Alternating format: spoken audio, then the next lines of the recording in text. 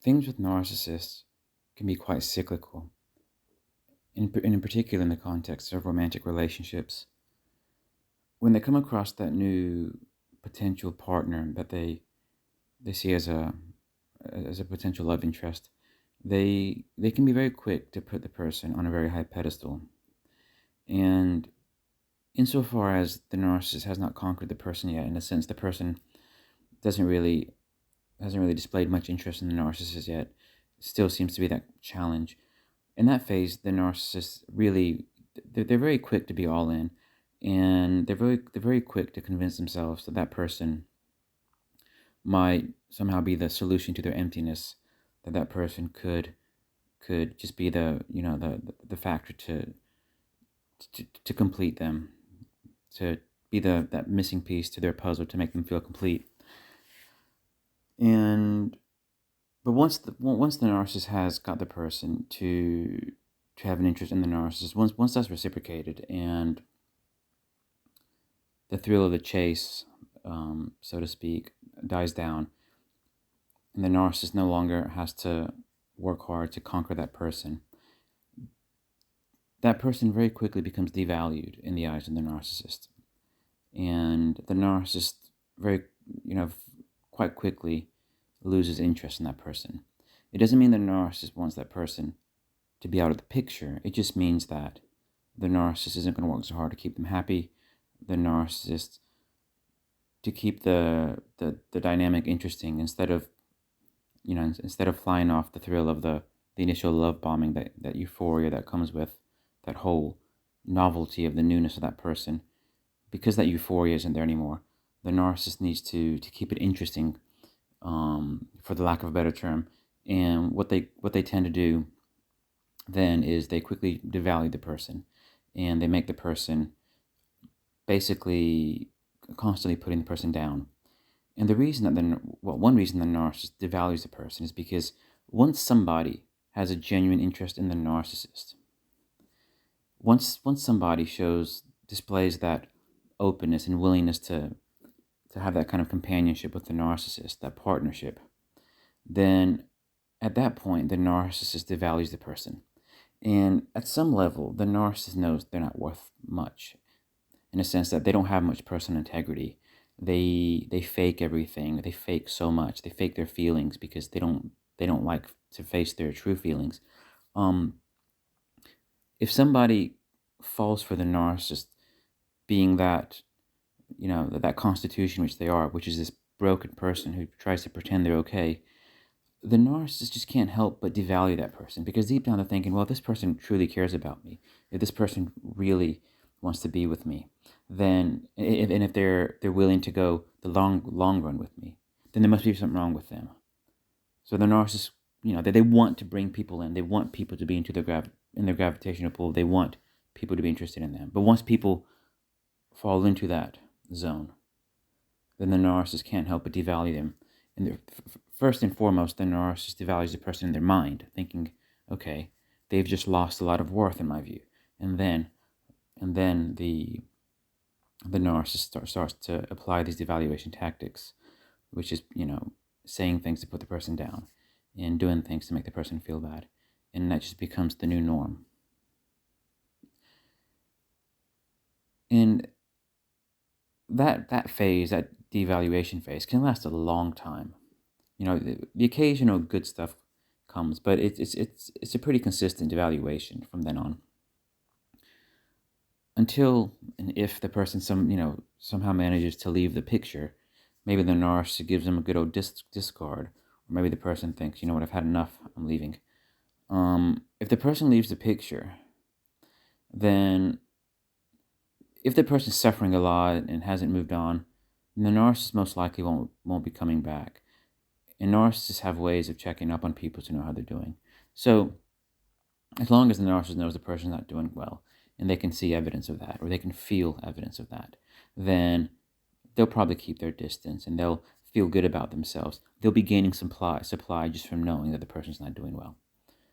But if all of a sudden the tables turn, and the former target is doing well, is feeling good about themselves, nice and chirpy, going out, making things happen, just, I don't know, working hard, lots of exercise, just thriving in different areas of their life. If the person demonstrates that they're succeeding in different parts of their life, whether it be career, whether it be health and fitness, whether it be having friends, if the person is doing well, it indicates that they've moved on from the narcissist, that they no longer care about the narcissist. All of a sudden, the narcissist sees that person as being more valuable again. You know, the narcissist thinks that, okay, well, this person's got a lot more to offer now. They're just more valuable. They've moved on from the narcissist and the toxicity that they were experiencing during the devaluation phase. They've moved on from the lack of closure that the narcissist would have left them with. They moved on from all the confusion that the narcissist would have left them with. And now they're just going out and making things happen.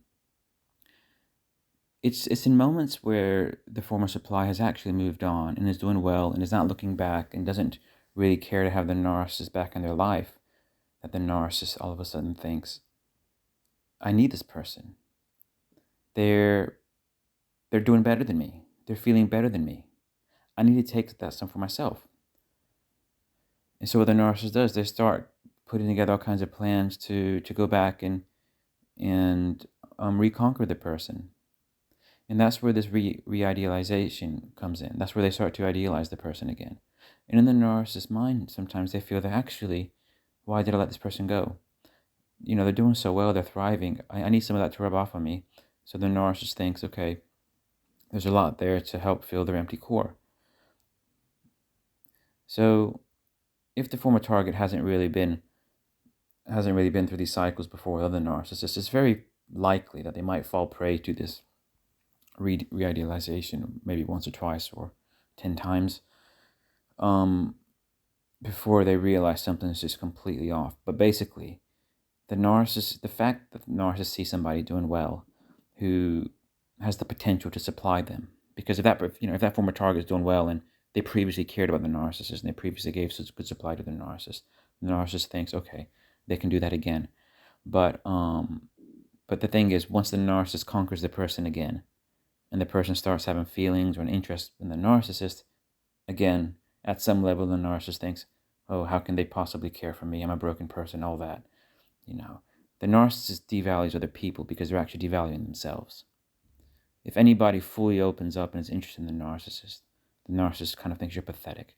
But they don't acknowledge it in that way. They project it. The only reason they devalue people is because they're actually devaluing themselves, because they know that they're not worthy. But for the former target who might not know who they're dealing with, they might have to go through a few cycles of the idealization, deval, kind of discard or just distancing themselves. And then as soon as they're starting to move on, the narcissist comes back in their life, re-idealizes, reels them right back in, right? And then same thing over again, deval. But each subsequent cycle tends to be shorter than the cycle before. And I mean, if that's just a sign if you're dealing with a narcissist, or if you have a narcissistic ex, just know that the best days that you would ever have with them are gone. The first days, weeks, months maybe that you were with them, those are the best days that you'll ever have with that person. The narcissist will try to make you think you can get that person back, but you're not. You might get moments of that person back, but that's just to fool you. And then they revert to their norm, to their default state, and you won't get a grip on that person that you want to be in front of you, because that's just not who they are.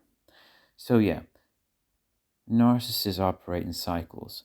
Their relationships tend to be quite cyclical, and the number of cycles that they run through really depends on you, the target. Just one cycle should be enough. If you haven't dealt with a narcissist, you may be forgiven to go through 2, 3, or 10, or 15 cycles. But once you've done that with one person, please just heed to the red flags, and one cycle should be enough for you to know who you're dealing with.